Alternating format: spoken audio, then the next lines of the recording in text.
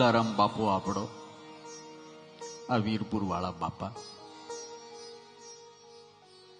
ભોજલ ભગતે કીધું કે તું ભગવાનને ક્યાં ગોતવા જાય એવું કર, ભગવાન તને ગોતતો ગોતતો આવે. તો કે શું કરું?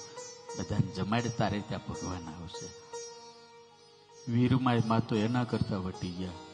જલારામ બાપાએ કીધું ને કે આવું ગુરુએ કીધું છે, આપણે ત્યાં ભગવાન આવશે. તો કે ભગવાન આવે ખબર કેમ પડે કે આ ભગવાન છે? ત્યારે વીરમાએ માએ એવું કીધું, આજથી નક્કી કરો કે આપણે આંગણે જે આવીને ભિક્ષા માગે એ બધા જ ભગવાનનું જ રૂપ છે. આવ્યો એક વખત સાધુના વેહમાં આવ્યો, દંડો ને જોડી લઈને આવ્યો ઠાકોર. ભિક્ષા અનદેહી કરીને ઉભા રહ્યા. બાપા રોટલો લઈને આવ્યા. ત્યારે ભગવાને કીધું કે રોટલો જોતો હોત તો બાજુવાળાના ઘરેથી જ મળી જાય. અવસ્થા થઈ છે, હાલી એકાતું નથી, શરીર દુબળું પીડ્યું છે. એક કામ કરો, શું તમારી પત્નીને જો મારી સેવામાં મોકલી દો ને તો હારું. બાપાએ આમ કરીને પાછું વાળું જોયું. વીરમાયમાં ઉંબરામાં ઉભા હતા. એને કીધું, વિચાર શું કરો છો? હું તમારી અર્ધાંગના છું.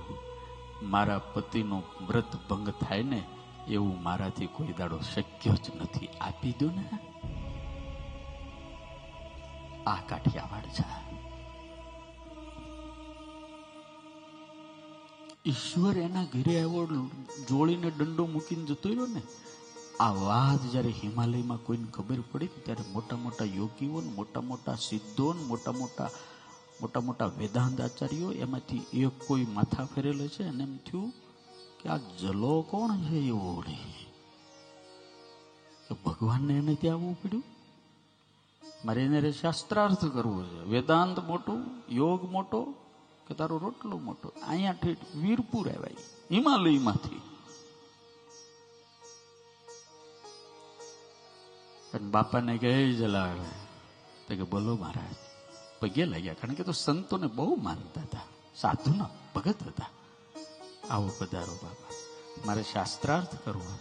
જલારામ બાપા કે હું સાધુ પાસે તું પહેલેથી હારી ગયો છું, મારે શું એમાં શાસ્ત્ર? બોલો તમે જીત્યા, હું હાર્યો. તો કે નહીં, મને એક પ્રશ્નનો જવાબ જોઈએ. તો કે શું બાપા? કે મારું વેદાંત ને યોગ મોટો કે તારો રોટલો મોટો? તો કે બાપા મને એમાં ખબર ન પડે, હું ક્યાં ભણેલો માણસ છું, હું તો અભણ માણસ છું. શાસ્ત્રાર્થ શું કહેવાય ખબર નથી પડતી.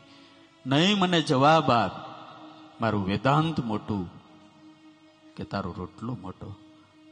બાપાએ બહુ ના પાડી, પણ છેલ્લે જયારે મહાત્માજી માન્યા ને ત્યારે હાથ જોડીને કીધું, મહારાજજી મને માફ કરજો.